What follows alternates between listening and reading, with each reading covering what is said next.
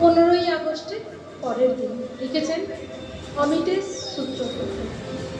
প্রতি বছর 15ই আগস্টের পরের দিন পাগলটাকে দেখা যায় এ গলিতে ও গলিতে, এ রাস্তায় ও রাস্তায়, এ মোড়ে ও মোড়ে, ডাস্টবিনের পাশে, নর্দমার ধারে।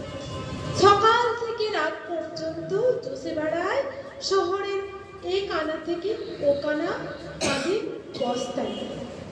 সকালবেলা কৌতুক বসে জিজ্ঞাসা করেছিলাম, তোমার নাম কি? বলেছিল ক্ষুদিরাম। দুপুরবেলা দেখলাম পোস্ট অফিসের সামনে ডাস্টবিনে হাত ঢুকিয়ে কিসব খুঁজছে। বললাম, কি খুঁজছো ক্ষুদিরাম? উত্তর দিল, আমি ক্ষুদিরাম নই, প্রফুল্ল চাকি। অবাক হলাম। বিকেলবেলা আবার দেখা। বললাম, প্রফুল্ল চাকি, চা খাবে? ও বলল, আমার নাম কানাইলাল। এবার বিস্ময়। সন্ধ্যের মুখে বড় রাস্তার মোড়ে দেখি জটলা। দেখে থমকে দাঁড়ালাম। জিজ্ঞাসা করলাম, কি হয়েছে? ভিড়ের থেকে একজন বলল, একটা চোর ধরা পড়েছে।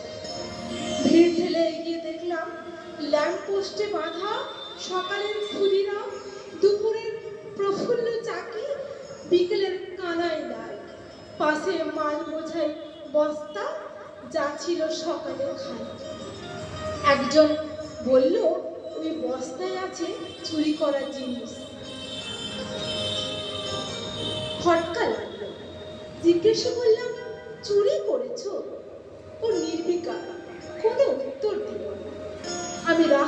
আমি বস্তার মুখের বাঁধন খুলে মাটিতে ঢেলে দিলাম।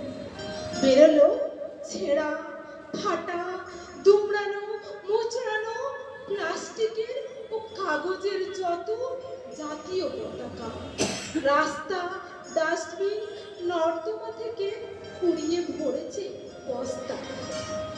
মুহূর্তে ভিড় অদৃশ্য হলো। চোখ ভরা জল নিয়ে বাঁধন খুলে দিলাম পাগলের। আমার মুখের দিকে তাকালো একবার, তারপর মৃদুস্বরে বলল, যেন কেউ পা দিয়ে মারিয়ে না দেয়, তাই তাই। তারপর আবার পতাকাগুলো বস্তায় ভরে নিয়ে চলে গেল দূর থেকে দূরে। আমি দাঁড়িয়ে রইলাম স্থাণুর মতো। তারপর অপার বিস্ময় আর যন্ত্রণা বুকে নিয়ে